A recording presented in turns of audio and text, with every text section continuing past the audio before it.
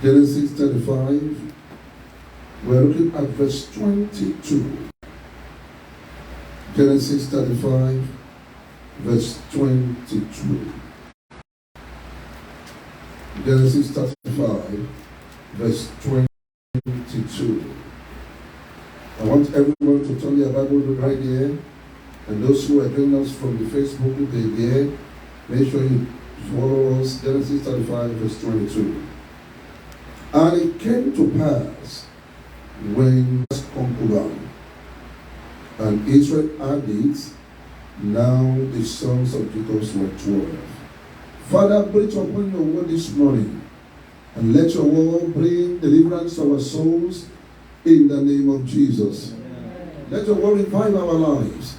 Let your word take us from where we are now to where we're supposed to be in the name of Jesus. Amen. Thank you, faithful Father.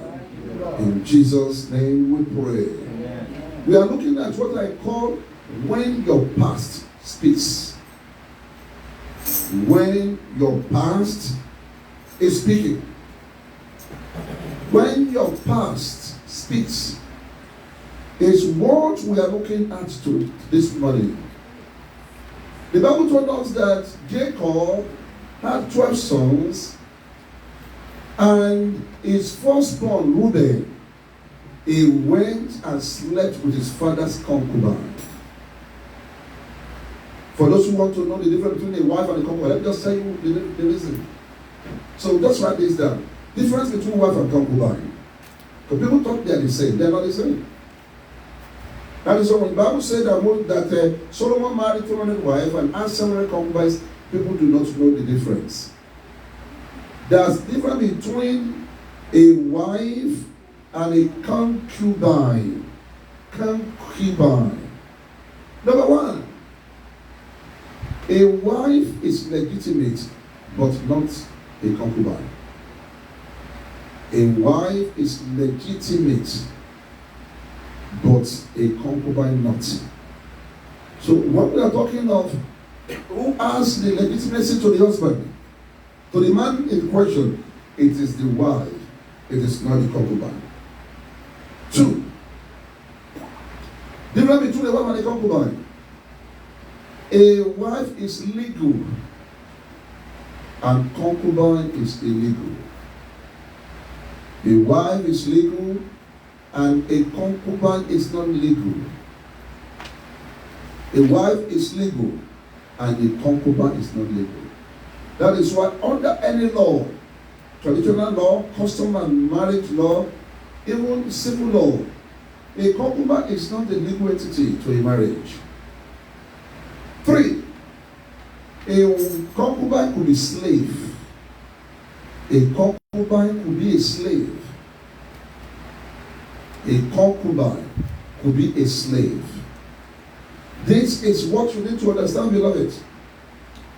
When I read this particular action of Genesis 35 verse 22, and I was asking myself, why did Reuben, in his own, at that time, decided to sleep with his father's concubine? Let me tell you, beloved, your action of today will become your past of tomorrow. Your action of today becomes your past of tomorrow. Things talks from time to time. Both living things and non-living things, they can speak from time to time. Bible says, deep calleth unto deep. There are some things that are non-living things, but they can speak in future. That is why I'm praying for you. If your past is speaking against you, the Lord will silence your past. Amen. In the name of Jesus. Amen. What we did in the past can speak in our future, whether they are of good or of evil. 3 reasons why Reuben slept with his father's concubine. There are 3 reasons that made Reuben in Genesis 35 in verse 22 to sleep with his father's concubine. 3 reasons. Because in Genesis 35 verse 22, Bible says, and it came to pass when Israel dwelt in the land, that Reuben went and lay with Bilhah, his father's concubine. What will make a son to go and have sex with his father's mistress? There must be something that is driving him. But he did not know that what he was doing will speak against him later. Anything that you have done in your past that is trying to cry foul play over your life now, the Lord shall take it away from you. Amen. In the name of Jesus. Amen. Number one, reason why Reuben slept with his father's concubine was to fulfill his great lust, L-U-S-T. To fulfill his great lust. He has been lusting after Bilhah, the servant of the mistress of his father. Two, the reason why he did that, to certify his leadership. He did that to certify his leadership as the firstborn over the next generation. He did that, he slept with his father's concubine to certify his leadership. Certify. C-E-R-T-E-T-I-F-I. Certify. To certify, not satisfy. To certify his leadership as the firstborn over the next generation. Almost in every culture of the world, in Israel, in English culture, in American culture, firstborn is always reckoned with. In a culture where I was born in Africa, the firstborn has access to everything before others. While Jacob was still alive, Reuben wanted to establish his leadership. Just like the story of the prodigal son in Luke chapter 15. The firstborn said to his father, said, give unto me my inheritance, my portion of my inheritance. You don't demand for what belongs to you as a firstborn when your father is still alive. It is after the death of a man that his firstborn can now establish his leadership upon the generation that's coming. 3.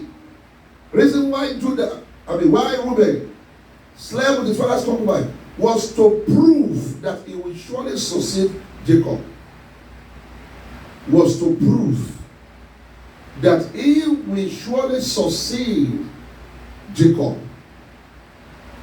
That is why I love some rich men in America now, some billionaires.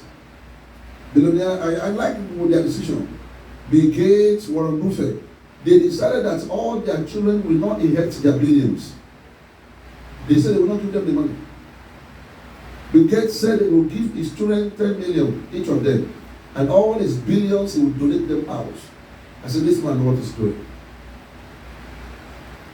The firstborn of Warren Buffett, at the age of 17, he collected some of his inheritance, a stock of Archway, and he sold it for $193,000 in 1992.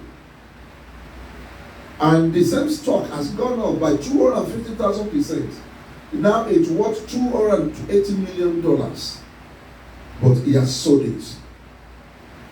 What people have done in the past can speak in their favor or against them later in life. That's why I'm praying for myself, I'm praying for you and you that you are looking at me. That what you have done, even though you have forgotten, and is crying for judgment upon you today, the Lord shall destroy it. Amen. In Genesis chapter 49, Genesis 49, let's go there. Reuben has forgotten. Reuben has forgotten that he slept with his father's concubine. Years have passed. Children were born. Jacob was old and is about to die. In Genesis chapter 9, verse 1 to 2, Bible says, and Jacob called unto his sons and say, gather yourself together, that I may tell you that which shall befall you in the last day. A father has a right in his dying age, in his dying time, to prophesy the future upon his children. A father has the ability to make a decree upon his children at the time of his deathbed. That's if you have a father, take care of your father. Well, among all my descendants, I and Pastor Kwalabe know we are the only one with our grandmother in his dying age, and I cannot forget it. He lays on us and she prayed for us. And among all that generation and after, we are the only two that survived and successful. So if you have your father in dying age, better take care of him. Make sure you are there. Let him bless you before you die. Because anything he pronounces on you will stand. In verse 2, verse 49, say, gather yourself together, ye sons of Jacob, and hearken unto Israel your father. In verse 3, say, Reuben, thou art my firstborn, my might and the beginning of my strength, the excellency of dignity, and the excellency of power, unstable as water, thou shalt not excel. For what he did, he said, for thou go to their father's bed, and define thou, he went up to my couch. His father remembered what he did many years in the past. He's supposed to be the leader, but he was caused to be the bottom. His past came to the remembrance of his father. And the father said, let me tell you, because of what you have done in the past, thou shalt not prosper. Maria Katan Senderia. If your past is the one responsible for your delay now, the Lord shall show mercy. Amen. In the name of Jesus. Amen. What is your past? Number one. What is your past? Your activity of today. Your activity of today is your number one past. What you are doing today, right now, will constitute your past later in life. That is why I tell some people, if you think you can make other people to be sad, that person will stand up for you and you too be sad in your years later. If you can put smile on faces of people now, you will become your past later in life, and you shall have smile on your faces. I was born in a culture in a continent where you see some old women on the street begging for money, and people push them away. And I ask the question, where are their children? It's because they have used what they are today to destroy their future. Listen to me and listen very well. The Amalekites, in Exodus chapter 17, in verse 1, in Exodus 17, verse 1, they thought they were trying to resist Israel. That is a particular day. The Bible says in Exodus 17, in verse 1, I hope the media is not sleeping. Exodus 17, verse 1, and all the congregation of the children of Israel journeyed from the wilderness of Sin, and their journey, according to the commandment of the Lord, and pitched in Rephidim, and there was no water for people to drink. When you read down the word Genesis 17, you will see that the Amalekites went and fought with the people. What they did that day became their past later, because God ordered for them to be destroyed. Number two, what is your past? The carelessness of now is your past. What you are being careless with now will become your past. Those who are careless with their spouses, those who are careless on their children, those who are careless about their salvation, those who are careless now about the gospel of Christ, those who are careless now about serving for the future, those who are careless now about getting close to God, they become their past later in life. Number three, what is your past? Your present mistake. Your present mistake. Heaven does not forget the past of people. Heaven, there is no way heaven can forget the past of people. What people do as a mistake become their past that can speak against them. And what people do for good now can also become their past that will speak favor to them in future. Your present mistake. That is why I tell people, once you make a mistake, quickly make an adjustment. Cry out to God, forgive me. If you make a mistake against somebody, go to him, say, ask for forgiveness, please. I watched a video. This lady was looking for a husband, and she was in the grocery store, and she stepped on this man because she got the bad news. She could not say, I'm sorry, and she went away. And do you know it was the same man who now came later in her future to actually get married to her? And the man has been looking for her. Even from that same day, your present mistake. Any mistake that will stand waiting for you in the future to say, no way for you to move forward. You will not make that mistake. Amen. It was King Saul. Prophet Samuel did not come on time and he went and did sacrifice. Just mistake of that day. His government was divided into two. Was torn down and was taken away from him and was given to his neighbor. A present mistake. Let me be frank with you. I told people whether they like it or not and they believe me or not, God actually chose President Trump. Yes. God actually chose that man. But mistake of people that surrounded him make him to lose that crown. Whether they rob him or not is not my problem. I don't even care about it. One thing is to be called. Another thing is to be justified. Another thing is to be glorified. See, he that God was predestined, he called. He that he called, he justified. He that is justified, he glorified. May you not be called alone, but be glorified. Amen. Say that amen to that. Amen. In the name of Jesus. Number 4, your action and behavior of today. Your past is your action and behavior of today. Those who think that they can block others from rising, I will block him, I will not let him to rise. I will block him, I will prevent him. Okay, continue to block. The person you are blocking, by the arrangement of heaven, is the one to cover you, your nakedness in future. And now that you have blocked him, then you shall be naked. You don't know that this person you are working against and doesn't know you are working against it. And you are working against it to block him from moving forward in life. He is the one that heaven has chosen. That in later in your life shall be the one to cover your nakedness. And since you block him, you don't let him rise. When that time comes, then you shall be naked with no clothes. Number 5, your reckless conduct of now. Your reckless conduct. Some people, the way they behave, their conduct. Your reckless conduct of now.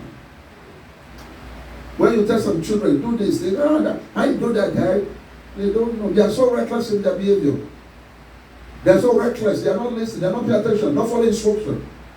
By the time they grow up and they see the true reality of life, they will remember.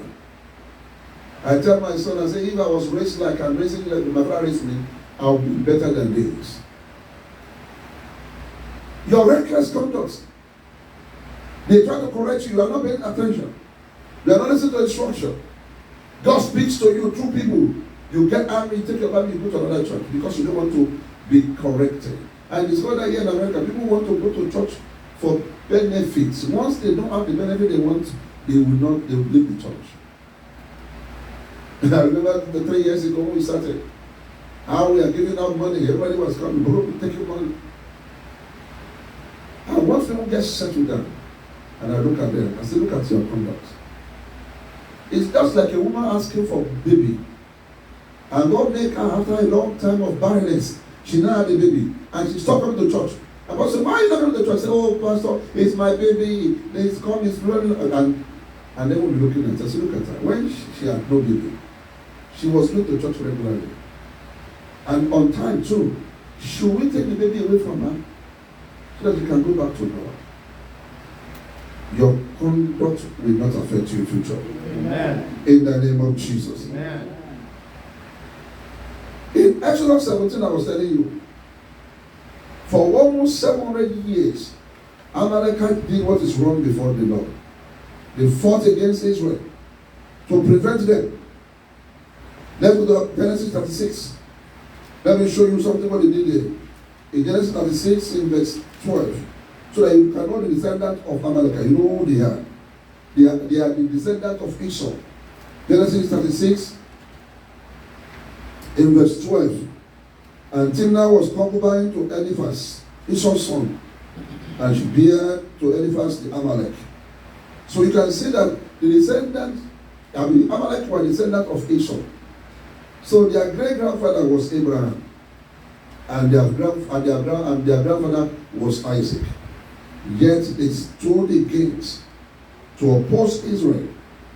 And once they opposed Israel, the Lord God waited for them. Over 700 years later, in the days of King Saul, in 1 Samuel chapter 15, God remembered what they did.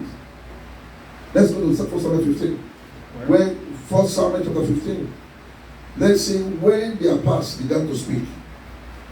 What they did was in Exodus, but their past began to speak. In 1 Samuel chapter 15, in verse 2, 1 Samuel chapter 15, verse 2 say, thou say the Lord of hosts, I remember what Amalekite did to Israel, how he laid wait for him in the way when he came out of Egypt. Now go and smite and utterly destroy all that have, and spare them not, but slay both men and women, infant and suckling, oxes and sheep, and camel and asses. God ordered that every living soul should be killed. What they did many years back, God remembered. Their past began to speak for them. He was speaking against them. God said, go and destroy them. What happened when your past speaks? There are 5 things that can happen when your past begins to speak to you.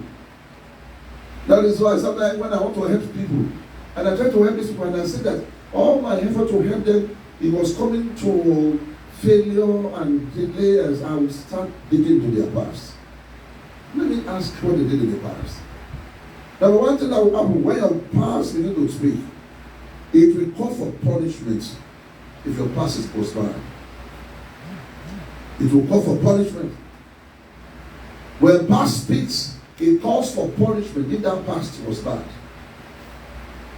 That is why those who are doing bad now, never do they understand. When I read the story of Taliban in Afghanistan, I was shocked that those children whose parents were killed, were slaughtered, and were abandoned, they are the ones that later became radicalized and now terrorizing the whole world. Genesis 49 verse 1 to 2, you read about that. It will come for, it will break. When it says to come for punishment, I didn't say that. It will call, C-A-L-L, call. It will call for punishment if that past was bad. Number 2, it will request for judgment. Your past, if it was bad, when it starts to speak, it can recall for punishment. 1 Samuel chapter 15 verse 2. God said, I remember what they have done.